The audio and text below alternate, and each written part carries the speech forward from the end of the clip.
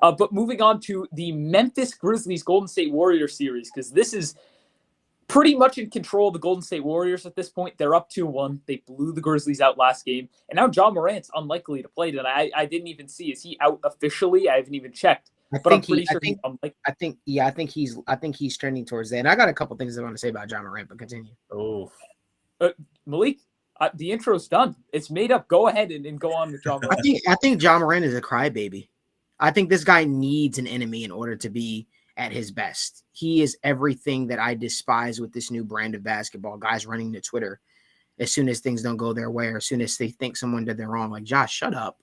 Like, I love you as you're a tremendous talent and stuff like that, but you're literally acting like a child. Jordan Poole didn't try to hurt you. He was clearly going for the basketball. And you're talking about he broke the code. Well, we can go look at several plays. I will say this has probably been one of the dirtiest NBA playoffs that I've seen in years.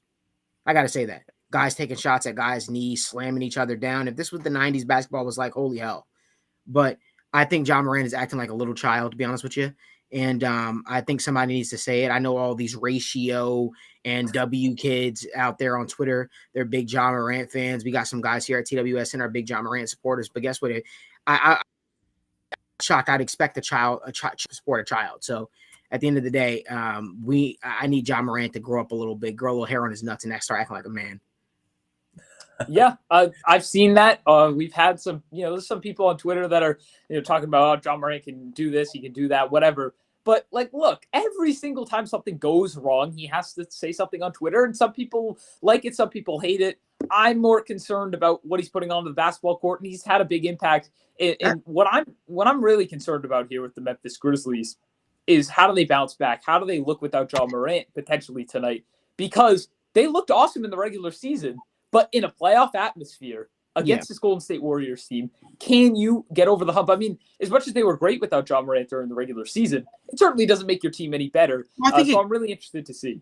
I think experience is going to play a huge factor who's going to come down and win this series. And the experience lies with the Golden State Warriors. Look, you don't hear me. I'm not one of those old time guys who are like, oh, I got a problem with the Grizzlies dancing and stuff like that after they win a game or win a series. I don't care about that.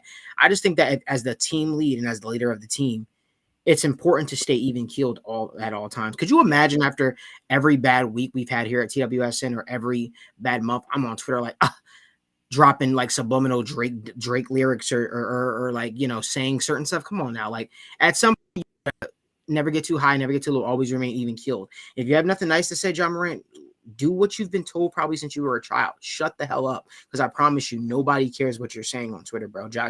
I just got me to a point.